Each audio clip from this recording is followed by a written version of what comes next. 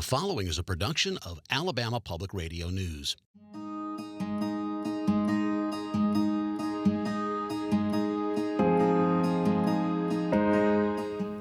Hi, I'm Pat Duggins, and this is APR Notebook.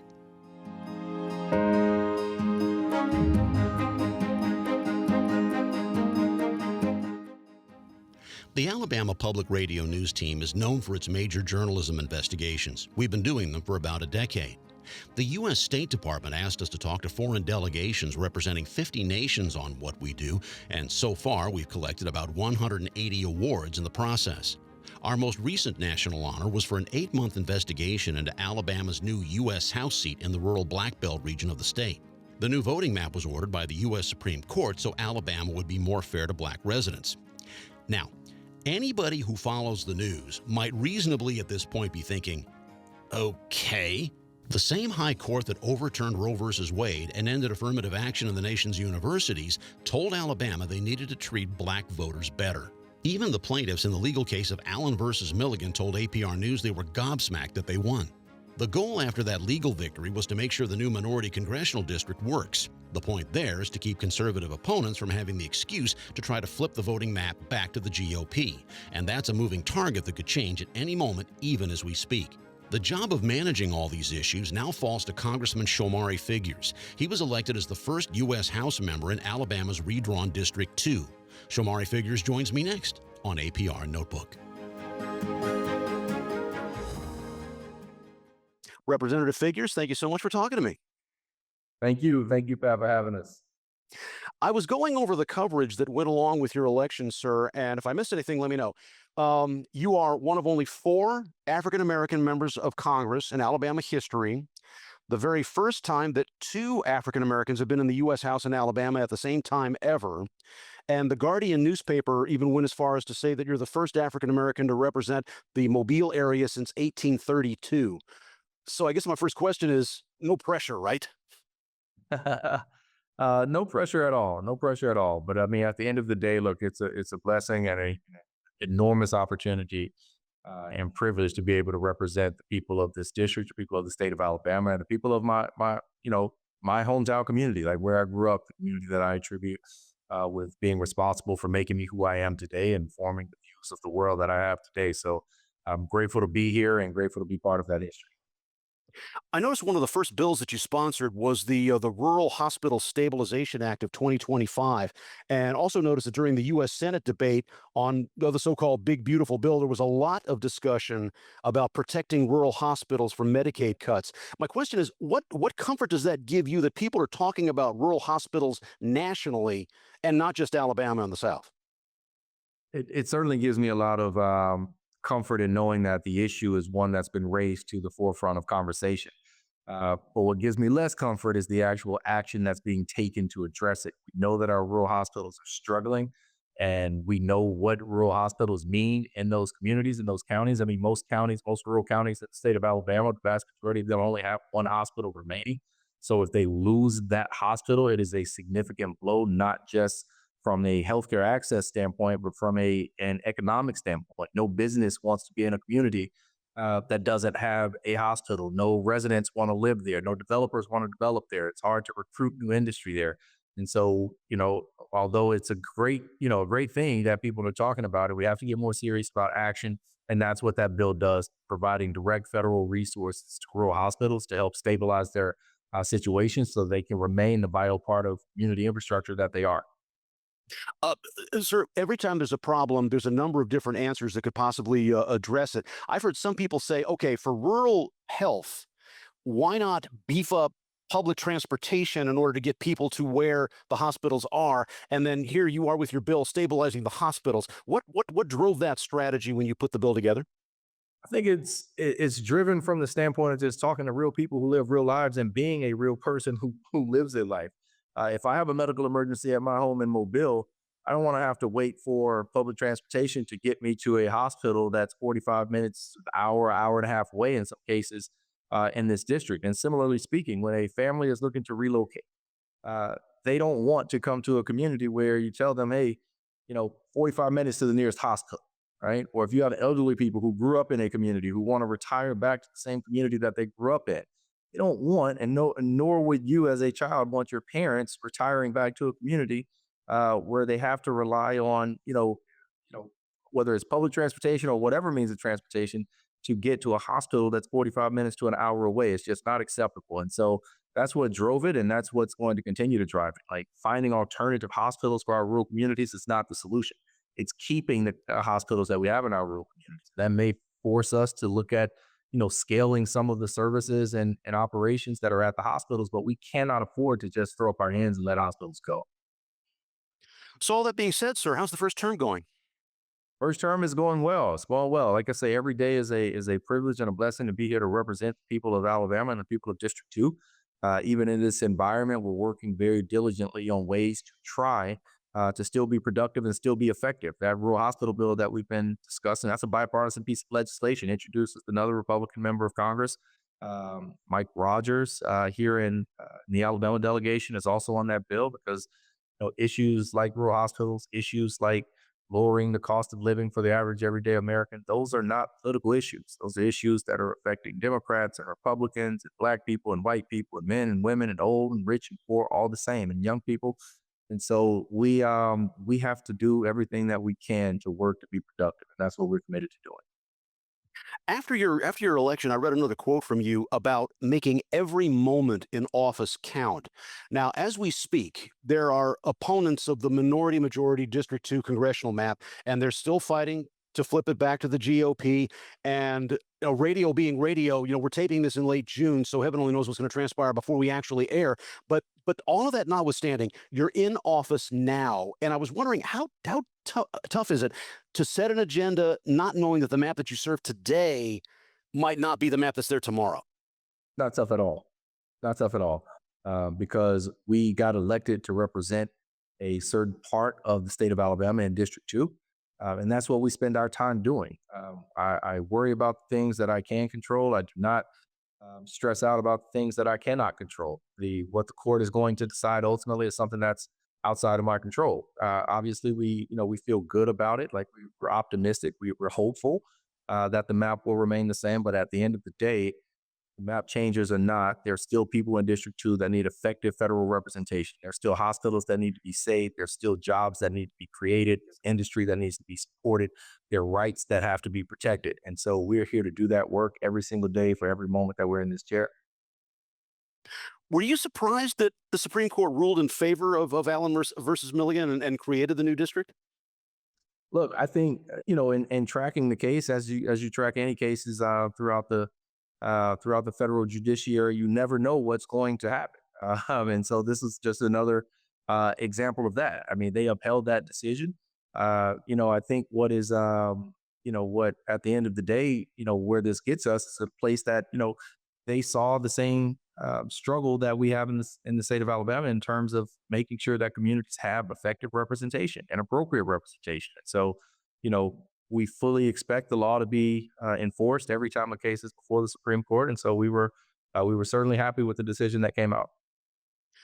Before joining Congress, you were legislative counsel for former U.S. Senator Sherrod Brown of Ohio, I believe during 3 years of the first Trump administration. How did that help you manage the politics that you're dealing with now, or could it? I think it certainly could and certainly did. I think it certainly gives you insight into what to expect. Stepping into this role was not as much of a culture shock for me as a freshman member, having been here as a staffer to a senior member of the Senate during the first 3 years. So we kind of knew what to expect. It's sort of, the strategy that the Trump administration sort of deploys that's a little bit unique from other administrations is that they throw so many major policy changes, so many major decisions, so many major actions out at the exact same time that it makes it tough to sort of pinpoint what you're going to focus in on and respond to. And so that part is something that was not new to me and coming into this role. And so I think it helps set the stage for my mindset in terms of approaching this administration. But more importantly, it gave me insight into how these buildings work, the Senate and the House, right? And what's effective in terms of trying to build partnerships, in terms of trying to push legislation through, in terms of trying to find the resources at the federal government level to push down to your district. And so we're grateful for that experience, and we're trying to put it to use to the best that we can every day. From the outside looking in, it looks as though the atmosphere in the U.S. House is to say the least contentious. But I was kind of wondering, being on the inside, is it that bad in terms of you getting along with other members of Congress, or is it worse, or what do you think? Look, we work with everybody that we possibly can. We literally do. I am just committed to the idea that at the end of the day, like screaming and shouting only gets you so far, right? People are still expecting you to produce for your district. And yes, there are certain things that we have to scream and shout about and that we will scream and shout about. But at the end of the day, we were put here to be effective and bring resources and attention to the things that matter the most in our district. I view this role every single day as almost like a city council. I care about what happens with the district. First question that I always ask myself is, how will this impact the district? What can we do to improve lives in the district? And through that lens, you find yourself working on issues that transcend political lines, political parties, and political ideologies. And you find yourself trying to work with people, from all walks of life, regardless of what their beliefs are, and trying to further things that are going to benefit your district. On that subject, getting back to the big, beautiful bill for a moment, there's talk that the final product and its ongoing impact could hit Medicaid, could hit SNAP. There are people who talk to my newsroom who will say that, about 1 million Alabamians benefit from Medicaid and about 750,000 utilize SNAP. So is all of that, in your view, kind of being lost in the debate, or what?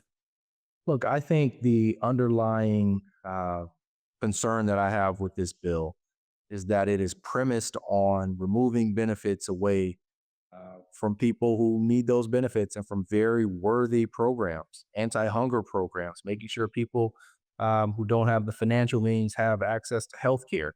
It's removing those benefits, all to provide benefits for the wealthiest of people in this country in the form of tax breaks. And it's not being done in a manner that's actually going to reduce the federal deficit. It's not. It's actually going to add about $5 trillion to the national debt over the next decade. And to me, there's just a significant disconnect in how that impacts real people, because there are worthwhile things in this country that are worth going in $5 trillion of debt. Tax breaks for the wealthiest of Americans is not that, right? Rural hospitals, that's worth it. Education, that's worth it. Making sure our men and women in the military are protected and trained and taken care of, and our veterans are served, that's worth it. Tax breaks to ultra wealthy millionaires and billionaires is not worth the position that we're putting the future of this country in, and certainly not worth sacrificing the health, safety, and in many cases, the ability for some people to put food on the table, some of the poorest people in this country. And so that's my problem with this bill. It takes away a lot, and it's hitting people in real ways, and it will hit more than just poor people. To be clear, Alabama is already a state that's well behind the curve from a Medicaid standpoint. We are one of the handful of states that did not expand Medicaid, covering fewer people in the state of Alabama than in other states. We have some of the worst healthcare outcomes in the country. Literally, the state of Alabama has roughly the third or fourth lowest life expectancy in America by some decimal points, right? So that means we literally live on average just a few weeks or months longer than the lowest life expectancy in the United States. That is not acceptable. And if we don't care to fix that, if we don't care about that, then who are we as a state, and who are we as a nation? I think we can do that. I think we can do better than sacrificing healthcare for anyone, just to provide tax breaks that are ultimately going to leave us in more debt than we came into. And so that's my problem with that bill and the underlying theory of the case that my Republican colleagues are pushing. Before your election, the APR newsroom spent about 8 months looking into the issue surrounding District 2. And one of the things that came out with that was something that your colleague Terry Sewell is dealing with. Now, in addition to being on radio, we're also a podcast. So for the listener living outside of Alabama, she's the other Democrat and the other African American serving along with you in the U.S. House for Alabama. Representative Sewell and her staff talked at length about the phone calls they get from African American voters from outside her district. Now, the reason that we were presented with was that for good or for ill, these black voters simply preferred to talk to Ms. Sewell instead of the white Republicans that represent the districts that they happen to be living in. I was curious, are you and your staff getting any of these out of district calls like Representative Sewell? Look, we get calls from outside the district, from outside the state, on a lot of different issues. And at the end of the day, we're committed to helping. Our primary focus will always be, is, and will always be ensure that we're assisting the citizens of District 2 in this state. But at the end of the day, anyone that calls into this office, we're going to help them. We're going to point them in the right direction, do everything that we can to make sure that they have a solution. But we understand that we represent District 2, but as with every member of Congress, we have an obligation to the state of Alabama as a whole. Sir, there was something that you said the night that you won your election. You talked about the legacy that your family had laid out even before you were born. And anybody who tuned into the Steven Spielberg movie, Lincoln with Daniel Day-Lewis, there's this scene where Lincoln's talking to two young telegraph operators, and he asks them, are we fitted for the times that we're born into? Considering what your father did, what your mother did, your uncle, how does that figure into what it is that you're doing and what you want to do now that you're a member of Congress? Look, I think my family background certainly um, is something that shaped me, molded me, formed me into who I am. It laid the groundwork of expectations, and also, offered me opportunities to be able to go off and have the type of career and education that I've had in my life. As you know, I followed my father's footsteps to the University of Alabama's law school. And that is something that I am eternally grateful for. My father, my mother, my uncle, and even my grandparents, and other members of my family who are not in the public sphere, they all like played a role in shaping and creating the environment that from which I was produced. And so I take it as I wear it as a badge of honor, but also take it as a challenge to go out and do things that help your community. I believe at the end of the day, like you have to ask yourself the question, like, how do I take what God has blessed me with and put it to use for the benefit and betterment of the people and places that mean the most to you? And that's a ideology that I was kind of raised with. As you always have to ask what you can take what God has given you, how you can use it for the benefit of others, to leave a better world. And when I look at situations that my father came up in, where he went to segregated schools, integrated University of Alabama's law school. When I look at what my mother has been in being a woman in the space of electoral politics in the state of Alabama, where there's historically been very few, especially at the state level. When I look at fights that my family's had from a civil rights perspective, suing the Klan and making sure that people who committed hate crimes were prosecuted to the fullest extent of the law, with my uncle. Um, it's something that it's hard not to be grateful for that, and it's hard not to take an obligation amongst yourself to make sure you're leaving a better world for your children than you walked into, because they went through so much at such a darker time than I have, and so that it certainly is significant fuel for me.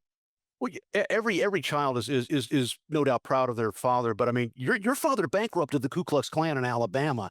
Do you remember at what age that finally hit you that he had made such a monumental contribution to civil rights?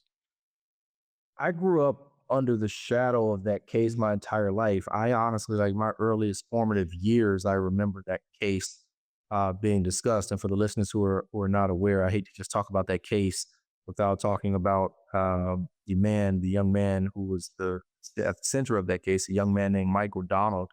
Was 19 years old in Mobile, literally did nothing wrong, was walking to a gas station to buy some cigarettes, and was kidnapped by the Klan and lynched. Um, that case was so powerful and so monumental in Mobile, and in Alabama, and honestly in this country, in terms of what it ultimately led to in terms of civil liability uh, being handed down to the Klan for that case, and criminal liability as well. There was one person was actually executed for doing that in the state of Alabama, and others went to prison. Um, I don't know what age I was when it settled, but I know it was something that was always there. I can remember as a child, my father was still receiving Christmas cards from the Klan. So it never left. It never left, and it was certainly something that helped define, I think, my father's career, but also I think put some guardrails around my own life. And your father passed on when you were young. Do you ever think about what he might think or is thinking in terms of what you've accomplished now? Look, I would hope to think that that he's proud of the pathway that he started. I would hope to think that he is proud of the way we have, taken what we've learned, taken the opportunities that we've been afforded, the privilege that I've been afforded through life to not only be his son, but to be my mother's son, and to grow up in a public sphere, and being able to utilize that for good. I mean, before I ran for Congress, I mean, my entire career, for the most part, had been in public service, right? I had worked across all three branches of federal government, whether on the legislative side, the executive side, and a little bit of time in the judicial side as a federal law clerk. Um, you know, it, it's my hope is that he would be proud, that he would be happy. I do wish I could talk to him at times to see, what strategies they would employ, because unfortunately we're fighting a lot of the same battles now, or very similar battles that he fought. And we're seeing a lot of the progress that they fought for, especially in the courts. We're seeing efforts to unwind and roll back some of that progress. And so we're committed to, not giving up that fight, and committed to living up to his name and my mother's name, and all of those who played a role in creating this world that we have today. Speaking of your mother, State Senator Vivian Figures, did I read right that you were knocking on doors to help her city council race when you were 7? Yeah, let's see, that would have been 94 when she won. So I would have been about 8, 9 when she was running. But even younger than that, I can remember knocking on doors for my dad. Um, back in here, I guess late 80s, early 90s. Um, yeah, late 80s, early 90s. I can like my earliest campaign memories are literally jumping off the back of pickup trucks, with yard signs. And this is back in the day. You'll probably remember this. Back in the day, yard signs didn't come on metal stakes. They came on the wooden stakes. And so you jump off and you had to have a hammer and you nail in the wooden stake political signs. And so those are my earliest campaign memories, that I have. But yes, we were always out there. The knocking on the door part. I mean, did they give you like some talking points to say, or do they just say just go out there and say what you think of your mother and your father and that? How did that go? I don't remember the instructions from back then, but I remember canvassing, and kind of going door to door as always being a very enjoyable experience, because you really got to see people who were excited, people who were proud of what your parents were doing, people who were excited and proud to see young children out there, helping to get out the message. And so I like to think that I was a pretty effective canvasser and turned a lot of votes. So before Congress and before your time with Sherrod Brown, you worked in the Obama administration, and I'm kind of curious. I mean, everybody seems to say that that first visit to the Oval Office is really something that they never forget. Do you remember yours? I do, but more so than the Oval Office, it's the it's the first experience for me of walking onto the White House complex. Um, and that is something that you just can't replicate. And the first experience for me doing that would have been an interview, because I don't think I'd gone to any events before then. But when you go in and that gate closes behind you, like there's a moment in that process where it kind of dawns on you that you are literally standing, in the centerpiece of power of the world, right, and of so much history being there. If you think of the people who call the White House home, throughout history, and you think of the people who have walked through those same gates for meetings, and you think it really dawns on it really hits you at some point that when you're born in Mobile, Alabama, and you grow up in the South, you're not expected to be on the other side of that gate. Like that's just not what you expect life to turn out to be to where, you're walking in the White House one day, right? Like 99% of America has never been to the White House. And it's probably 99.8% of the state of Alabama has never been to the White House, right? So it really hits you on just like how blessed and privileged you are to be there. And in going into the Oval Office, I mean, that was, it's the first thing that jumps out in terms of remembering it is the thought that this room is not as big as I thought it was on TV. That's That's the first thing. But the same can be said about the White House as a whole. A lot of people say it's much smaller when they envision it, the first time they see it, but the Oval Office is not. But whether it's the first time walking into the Oval or walking into the Situation Room or walking into the East Wing or walking through the West Wing, it's all a very special experience. Sir, as we begin to wrap up, a confession here. I'm the youngest of 7 children.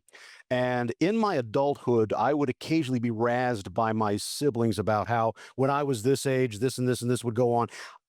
Did I read right that your family's history in public service goes back so far that U.S. House member Benny Thompson, the future chairman of the January 6th investigation, when you were young, he would talk to you, would put you on his knee, that sort of thing. And my question is, have you bumped into him since becoming a member of Congress? And has he reminded you about that, or have you reminded him about that?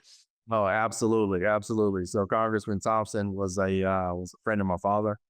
And he was in that first major wave of African Americans that were elected after the 1990 census. This is when Alabama got its first African American member of Congress since Reconstruction. Earl Hilliard came in that class. James Clyburn came in that class. Benny Thompson, so many others, so many other names that people would recognize.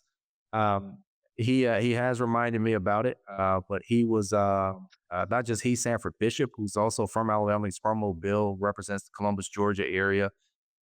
He came in that same class as well. But these were people who knew my father from back in the days of the struggles that they were doing together, being part of that generation, that sort of late edge of the civil rights movement, but coming into that first wave of African Americans who were charged with taking advantage of the rights that had been secured through the civil rights movement. And that in and of itself was a different type of struggle, a different type of fight.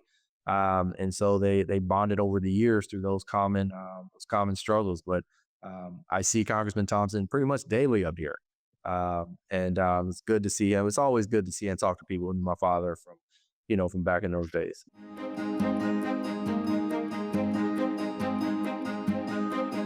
I'm Pat Duggins, and you've been listening to APR Notebook. Is there someone you'd like to hear from that you'd like me to track down? Drop me a line at pduggins@apr.org. Our student interns in the APR newsroom are Victoria Rodriguez, Allie Reed, Rachel Seal, Samantha Triana, Ethan Golson, Kat Townsend, Torrin Daniel, and Alex Schoenfeld. You can listen again to this episode and everything we do in the APR newsroom by going to apr.org. APR Notebook is also available as a podcast. The theme music for our program is Sunny Days. I'm Pat Duggins. Thanks for tuning in. We'll see you next time.